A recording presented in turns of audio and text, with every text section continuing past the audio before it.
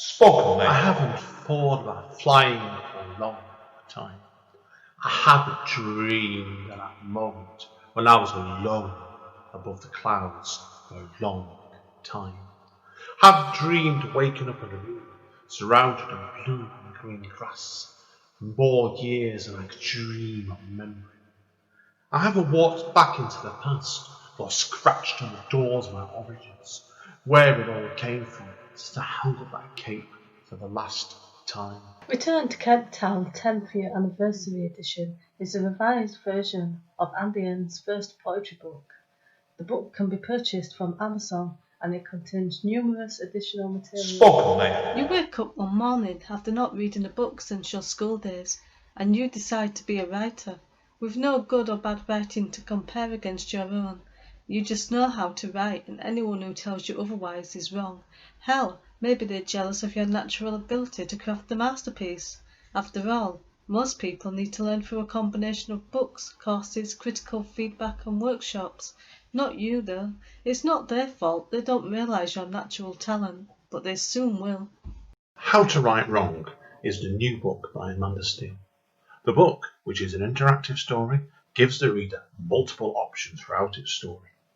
The book can be purchased from Amazon. Spoken Thank you today for tuning in to Spoken Label. Spoken Label was originally set up at the beginning of 2016 and as of recording has over 200 sessions in our archive. Although the podcast can be heard on Anchor, iTunes, Apple, Spotify, YouTube and literally 10 or 11 other networks, the full archive can be found at Spoken Label, all one word, spokenlabel.bandcamp.com. On Bandcamp, it is set as pay what you want, so you are entitled, if you wish, you can download it or stream it for nothing. But if you throw me a couple of pennies my way, it is always eternally grateful to help me maintain the operating costs and future running costs of this podcast. Enjoy. Spoken Label. Hi guys, Andy N, Spoken Label, back in the house again, and on Zoom again today. Now, we're a bit nearer this time because I've had quite a lot of podcasts all over the places recently. And this is nice because the lady I'm speaking to today only lives about 10 miles away, 10 miles away from me. I've been chatting to her a lot actually over lockdown. I think you do. When you had lockdown last 6 months, you make friends of people that you didn't necessarily know before. Caroline I was chatting to today. We've been chatting a lot on Facebook, Caroline, really, haven't we? So, but we haven't actually met in person yet. We will do so. And she's brilliant, a very, very supportive lady because she's got me encouragement to do a lot of the haiku writing, which I've been doing in the group called Daily Haiku in the past couple of months, and I've done it. It hadn't been for her and Amanda, one or two other people. So it's great to meet Caroline. She's a great writer. So, Caroline, do you want to introduce yourself to everybody? Tell me who you are. Yeah. Okay. Where you come from, and what led you to your creativity. We'll start from there. Righty-ho. Well, my name's Carolyn Crossley, and I come from Oldham. Unfortunately, somebody has to. You can hear that in your accent then. Yeah, I know. When I hear myself, sometimes I cringe. I really do. Well, I was born in Oldham, and although I've lived in other places, I always come back to Oldham for some unknown reason. I suppose it's part of your blood. That's what it is. I think it sort of just calls me back, you know. Now, as far as my poetry goes, I started writing poetry when I came back from Spain in 2002. And really, I started writing poetry as therapy because I'd lost my youngest son 4 years previously, in 1998. I'm sorry, yeah. And I was really in a down place, really, because when your son dies or a child dies before the parent, it's not the right way of doing it, if you know what I mean. No, completely, yeah. And so, you know, it's very hard to get over. I don't think you ever really get over it. I think you just learn to live with it. And I started writing poetry, and I met up with a lady who is no longer with us, called Lorraine Charlesworth. Oh, you've mentioned her on Facebook before, actually, so yeah. She was a great inspiration to me. That's what Lorraine, like me, suffered a lot of pain. And the pair of us used to sort of ring me up and say, "Are you coming to this poetry workshop?" And I'd go, "Oh no, not really, I don't fancy going." And she said, "No, you are coming. I'll pick you up at such a thing." So she was really good for me because she made me go out even when I didn't want to go. And so I started going to poetry workshops, poetry gigs, all over the place. And Lorraine was a good driver, and she'd go anywhere, Lorraine. She was very adventurous, and we always used to have adventures wherever we went. So and then had something to write about afterwards. But the therapy part was really good for me because it was the first time that I'd ever been able to express my grief, really. So some of I wrote quite dark poetry when I started off, and I'm sure people used to think to themselves, "Oh, she's a miserable so-and-so."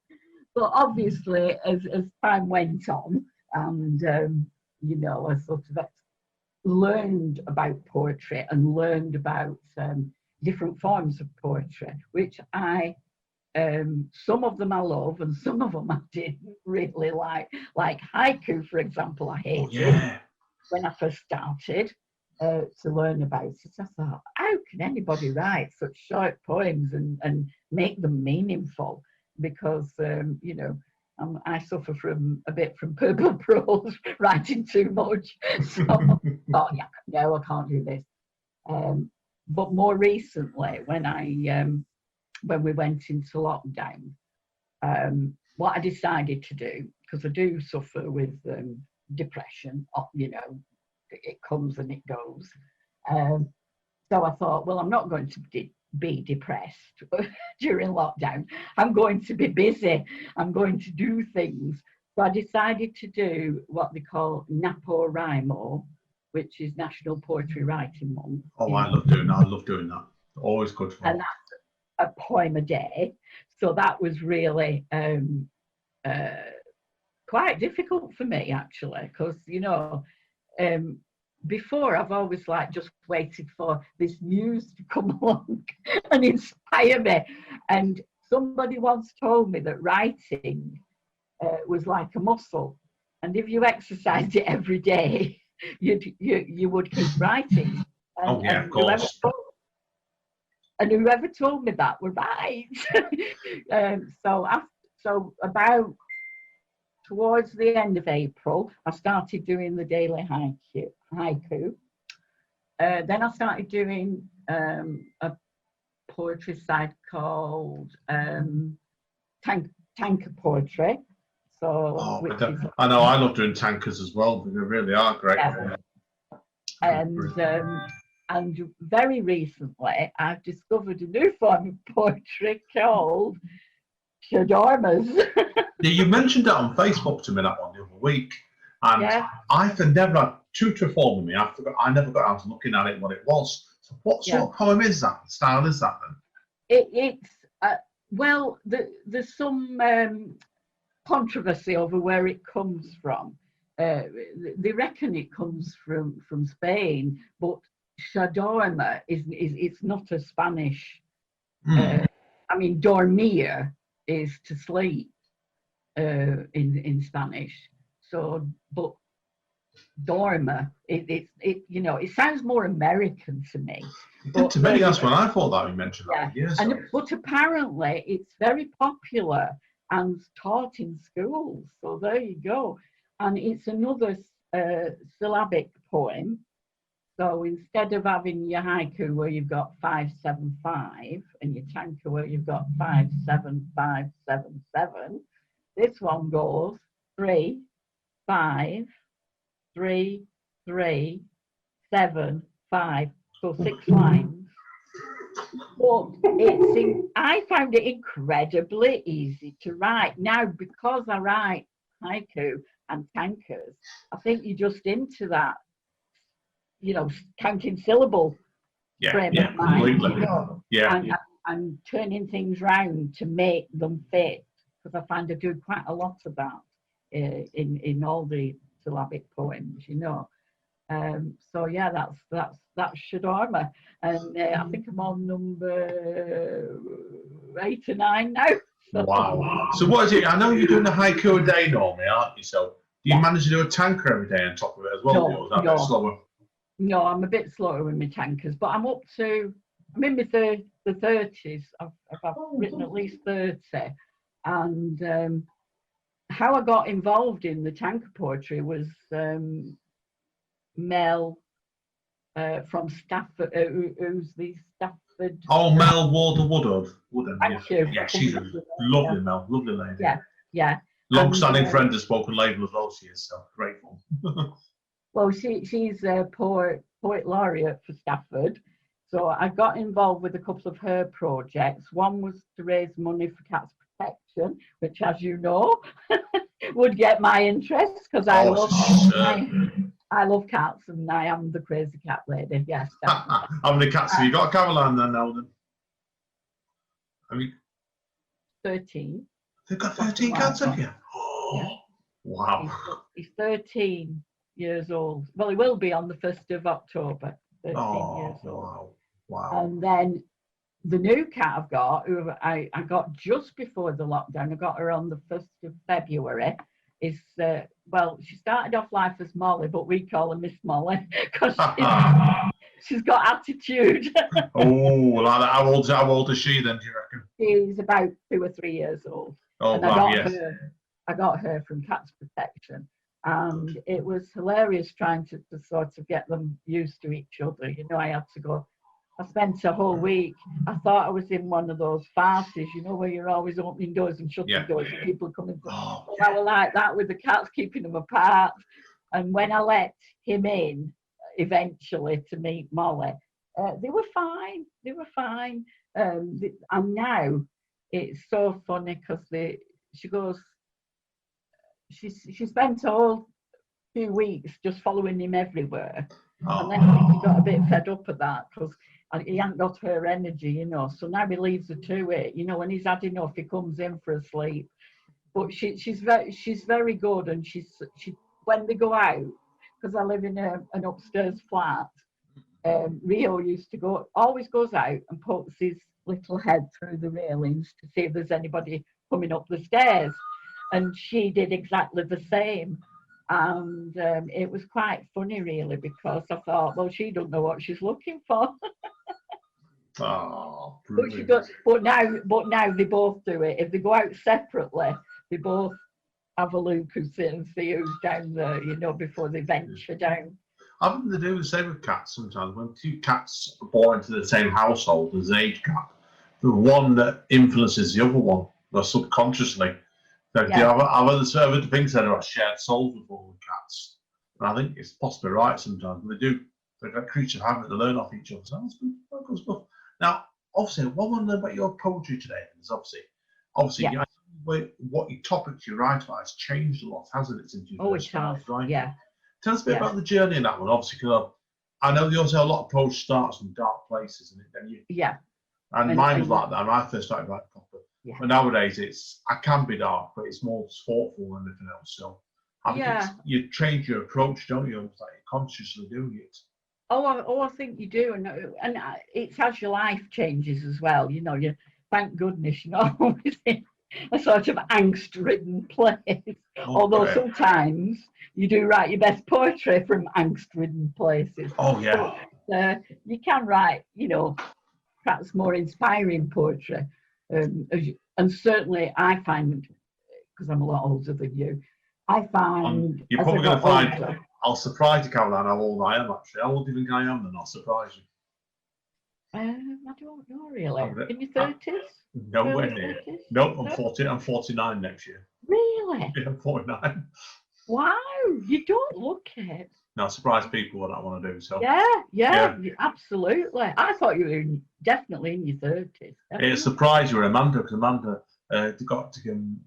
I'm going to say this now anyway, but people know her. Know Amanda's 41. She is, and she's got declined alcohol getting served in Iceland only a couple of years ago.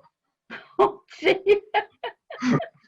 That's why, but it's what it is. Like I said, because I've kept all my hair, so I'm not done too bad with that. So yeah. I'm 48, so best way to be. So no. Anyway, so tell us a bit about your journey as a poet, then, basically. So. Yeah, well, like I said, it started off as therapy, and it was therapy, and it did make me feel better. And then I discovered the spoken word circuit, and I went to a couple of workshops done by Dominic Berry. Oh, Dom, yeah, Dom. You know, who is quite an inspiration to me, and because he always clapped if he was in the audience, he always clapped enthusiastically.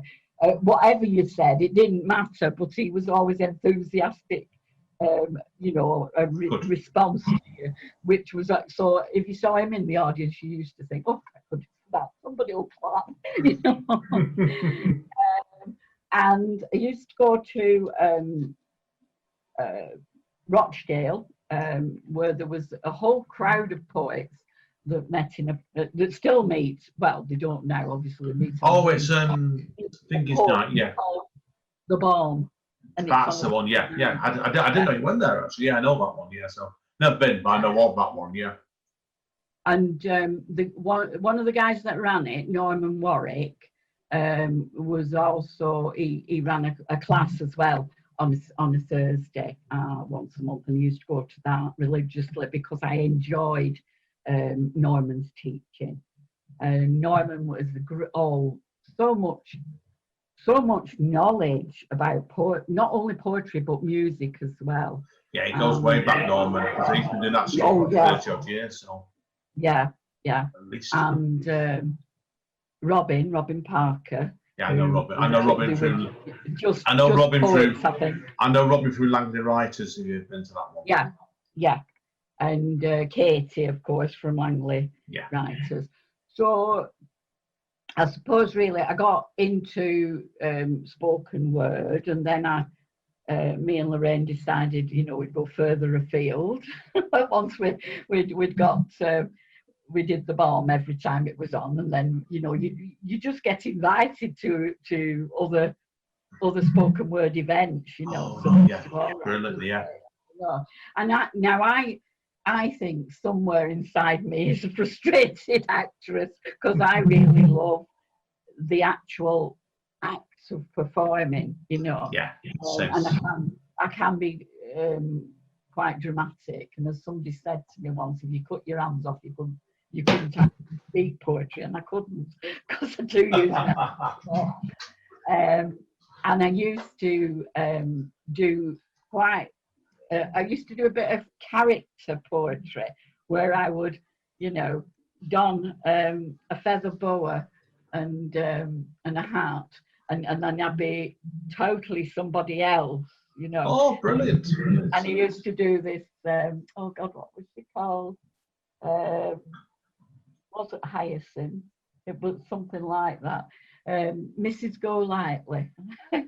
Oh, brilliant! I didn't know about that one. Oh, brilliant! Yeah, and it was a little bit, slightly rude, some of the poetry. but you see, this is what I also find as you get older. You don't care anymore. If you want to be a little bit rude, you can be. Yeah. Nobody expects it of you as you get older. Oh no, there's a gentleman that comes to the Speakeasy in Stretford when we used to sit that has not been on Zoom because he's not into it in Zoom. And I'm not going to name him because I know he's 85. And the first time he came to Speakeasy, he charmed me and Steve and Amanda. We all said to him, "Oh, he's a nice asshole guy." He went on stage and read a poem about a man having relationships of an intimate kind with sheep, shall we say? That's been nice, and it was very, very rude, but very, very funny. Yes. And we just Yes. when I sat down, I remember looking at him, and she said to me, "I don't believe I've just heard that." Yeah. That's what I mean. Like, it's somebody say, "Don't you?" When you get to a certain age, you just don't care anymore. Thinking you don't, or yeah. you don't give a brass farthings. That's the word I use. Yes. Yeah. Yeah. Where did your character poetry come from? Because obviously, like I said, it's obviously you really started off. You probably about your grief and you went about your youngest son. Yeah. And what made you want to do the character pieces then? Was that something you'd always interested in? I think I joined a class at the Colosseum, writing plays and monologues. Now we're quite not so much the plays, but I enjoyed the monologues, and I got involved with another group that wrote monologues and sort of did those, and from those, monologues created the characters really. That explains why then. So yeah, it means like it came from going to class like that, Yeah, of course. Yeah, and then I just took that from monologues into my poetry. I just sort of thought one day, wouldn't it be fun to do And when I first started all this, I didn't use my own name, Oh, didn't you? What was your name? I used to be called, for this one, I used to be called Carolina de la Cruz. Carolina de la Cruz. Very posh. All it is a Spanish translation of my name, Carolyn Crossley. But of course, it sounded very exotic. And I think they were quite disappointed when they met me. Oh, yeah. There wasn't this sultry senorita, Oh, you got to do it. You got to do it sometimes, that one. So I think it's got to be done like that sort of thing, just to try and catch people out sometimes. Yeah. Also, I operate on A-list myself with my real name, Andy, but I'm not saying my real surname. No, only Amanda, only my family know that.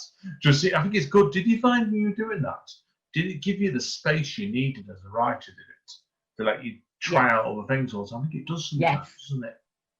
Well, Carolina de la Cruz was my alter ego, whereas Carolyn would be a bit, I don't know whether I can do that. Carolina Cruz just used to do it, you see. So it expanded my horizons, I think we'll say. And, I've decided I can't write funny, not out and out funny, but I can be ironical and I can write lines that get laughed, I think when we were doing one of your workshops, when this lady said, "Oh, I don't recognise you with your clothes on," and I had to pause because I knew you'd all laugh, and you did on cue. Oh, I remember that one. Yeah, I do. It's really good. It's really good when people do that, But I'm not. I don't write comedy, obviously now I've branched out. I've actually finished this novel that I've been writing. I was going to ask you about that next. Yeah. How was your novel going? To know you've been working on the novel for a while, haven't you? Yeah, a long time, years and years and years and years, and. What I wish now is I'd never told anybody I was writing one, because I kept saying, "Oh, is it not finished? Is it not?" Anyway, I finally finished it because I did NaNoWriMo last year, which is National Novel Writing Month, which takes place in November every year. And it's been going for years now. And I actually finished it. So now it needs editing and proofreading and probably a bit of rewriting as well. So because I started it years ago and I've changed as a writer. You do automatically, yeah, as you go along. And so I think now, when I've gone back reading through it and I can see so many mistakes in the early part, and I'm thinking, what did I write that for? Which I just wouldn't write now.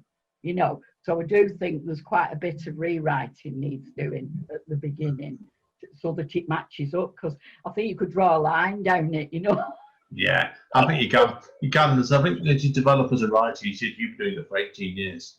My case is probably 25 years now. Yeah. And it's like the writing I was doing 20 odd years ago is completely different to what you are as a writer and you develop. Yeah. So like it's probably a good time to sit down and rest a lot and get the book re-edited basically, because I know Amanda, when she does her novels, she does 6 different drafts normally. She's really disciplined. I couldn't be with that. So yeah. Well, I've never self-edited a book, so you know, I mean, I have sort of, you know, I've edited my own poetry and my own short stories, but a whole novel is something else, you know. And I belonged to different writing groups in Oldham. I can't believe there's 2 really good writing groups in Oldham, but there is. Yeah, tell me about them. Tell people about the 2 good groups names. I've been to one in Oldham. I'm not sure. Well, Oldham Writing Cafe started back in 2008, so I think it's the oldest writing group in the area. You know, certainly in Oldham anyway. And we all started off more or less. Well, you know, we were all like beginners when we started off, and we grew with the group, you know. And now we actually have a million-selling author in our group. Brilliant. Who is called Helen Durant, who writes crime novels, and she has sold a million books. So in 4 years, which I don't think is too bad. So, but she has got a publisher, but no agent. So. Oh, cool. Now, what direction do you envision your writing is going to go next then? Or what would you like to go in? I've got an idea for this year's NaNoWriMo, something totally off the wall and different than what I've ever written before. Cool. So I'm going to have a go at that. And the other group I go to, which is called Oldham Writing Group, but it also incorporates Oldham NaNoWriMo, and is run by Jacqueline Ward, who's traditionally published author and an indie author. She does both, and she works full time. I don't know how she does it. Well, there you go. Blimey. No, that's a lot of work, that one, full time. Like I said, a lot of work, and she's very serious about it, you know, and which is good. You know, it's good for the group, because that's what we want. We want people who know what they're doing to tell us how we can do it, you know. But I mean, me personally, I don't want an agent, and I don't want to go down the route of traditional publishing. I'm just going to do indie pub, do it myself, you know. You can do it nowadays. It's a lot. It's certainly easy enough to do it nowadays. You can do it on any print-on-demand service, really. Like Amazon's a fairly straightforward package to use, and then you've got on top of it, haven't you? You've also got like a Lulu as well for you to use them as well. Yeah. So plenty of options with it, definitely. Good luck with that, definitely. So, do you haven't you got some poems coming out in an anthology shortly as well? Well, that's the first thing I want to publish, is an anthology. But obviously, you know, everybody writes. Every poet writes an anthology. Oh God, yeah. So I've had an idea. I don't think it's an original idea. I'm sure other people have done this, but I'm not going to say what it is. but I've had an idea for something a little bit different. So watch this space. So, but that's the first one I want to publish. So that's the first one. Once I've finished Nano this year, that's the one I'm going to publish, and hopefully next year. Fingers crossed. Fingers crossed, definitely on that one. So, well, that's pretty well my questions today, Caroline. Anyway, so if people want to find out more about you, or where can they find you, and where can they read your work? Well, I've got a blog site on WordPress, and if I'd have known that this was going to be my address, I wouldn't have picked such a long title. But here we go. It's called backfromdarknesstolight.com. Wow, that's a mouthful. I didn't realize when I started using WordPress that whatever I put up there on the front page was going to be my website address. Otherwise, I would probably have picked the Vixen of Verse, which is my sort of tagline, you know. Yes. Oh, I'm glad you asked me. I knew I'd forgotten something. Tell people about why you called the tagline the Vixen. I get it right, the Vixen of Verse. I knew I'd forgotten something. Well, when I was Carolina de la Cruz, I was also the Vixen of Verse, or if I was talking to my Spanish friends, La Fara de Verso. So there you go. And it's, I don't know, I just dreamed it up because I like alliteration. I am a great lover of alliteration in poetry. So I like the V's in it. And I thought it sounded different. Yeah, and it does. a couple of people have said to me, "Oh, I wish I'd have thought of that," which is why it's got the little copyright symbol in it. But, you know, because I'm not letting people pinch it, you know. And I suppose Vixen, you know, red hair, maybe that had something to do with it. I don't know really, but I just dreamt that one up.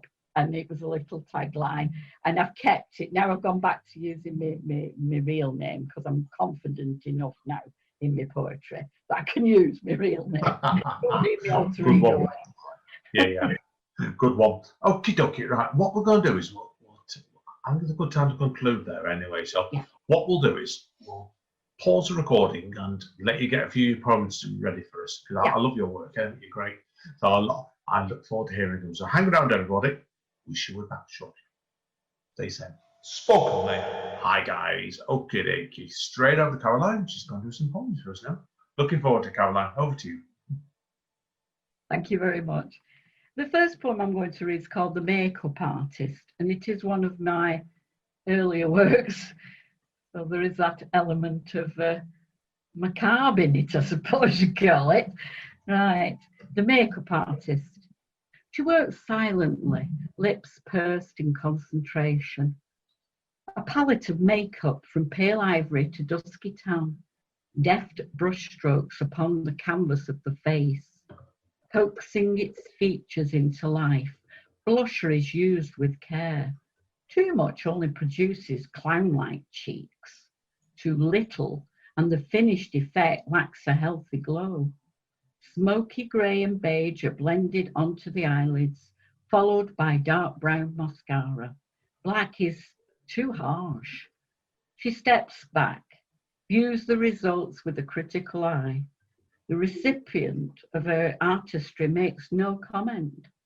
She combs and teases recalcitrant chestnut brown locks until satisfied at last. She seeks no further approbation. With a grave inclination of her head, she picks up her case.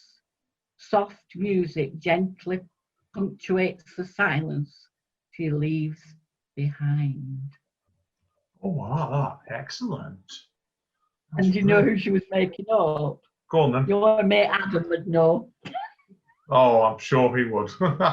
No comment. No, it's a dead body. She's making a dead body up.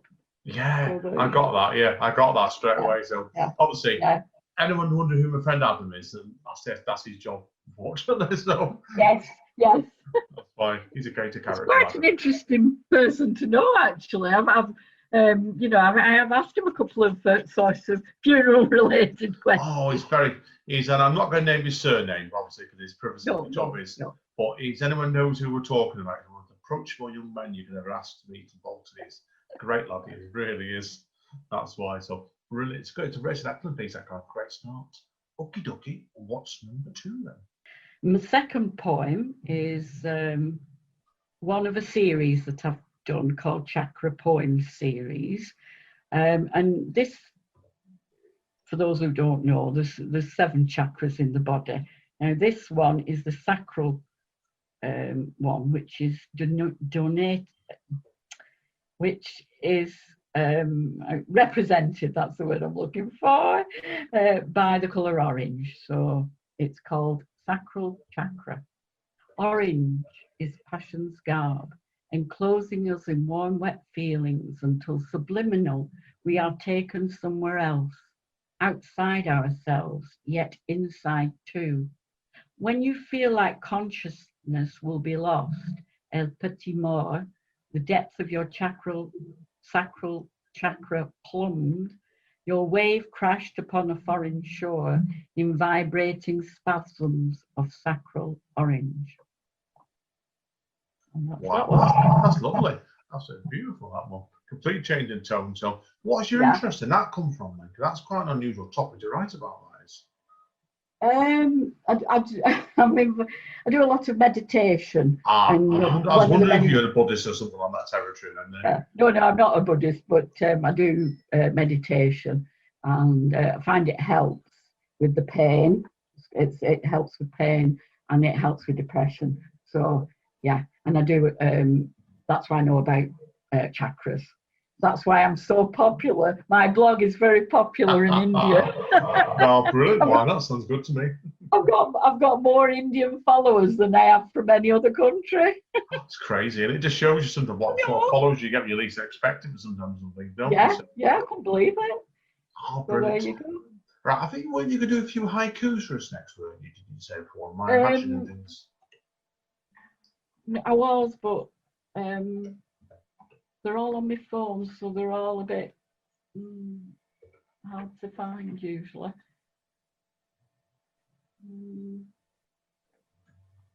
But I have got another poem. Perfect. Go for it.